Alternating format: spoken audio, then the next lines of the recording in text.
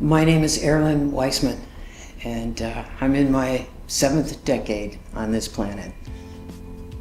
I started in film in 1968 when there was no public way to be queer, to be gay, to be lesbian.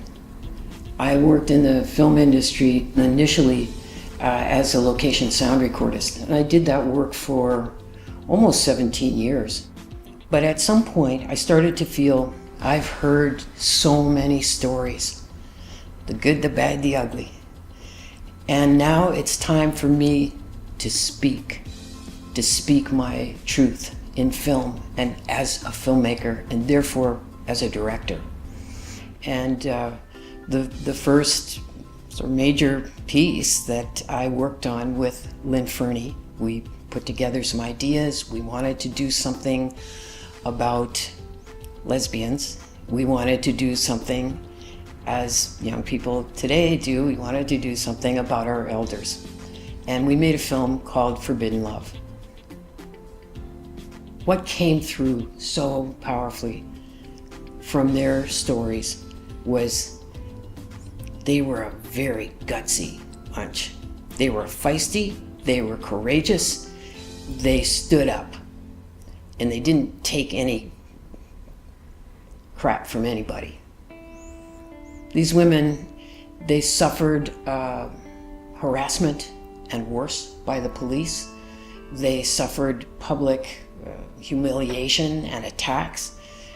At that time, there was no protection. If you were seen walking out of a lesbian bar, you could lose your job, your apartment, your family, and you had no recourse.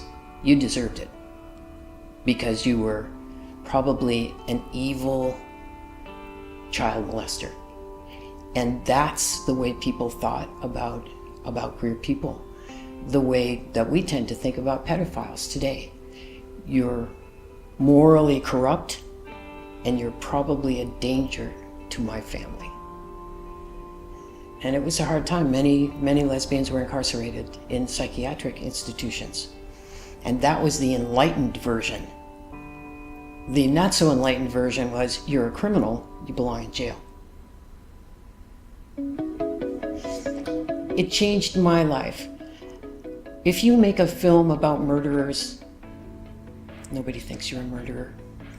The minute you make a film about queers, you're queer. So there was no way of ever being back in any closet I was ever in. And it was a good feeling. This kind of collaboration with young queer filmmakers, young trans filmmakers, young people who are finding those identities in today's world are really precious to me.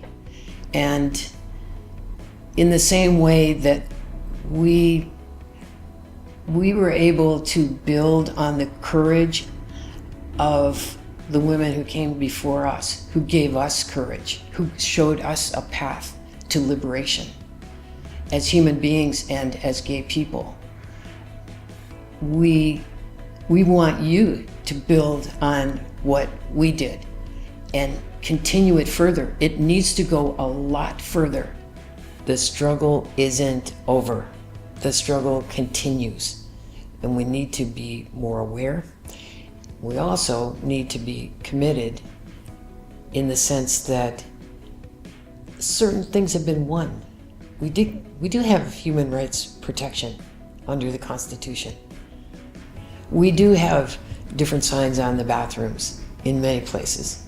Those things, those accomplishments, and those spaces that have been created for us, they can disappear when the wrong people get into power like that.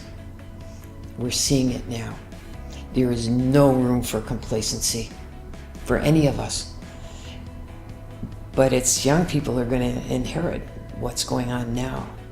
And I urge them to fight fiercely for their rights and not to relax and think, oh, it's all been taken care of.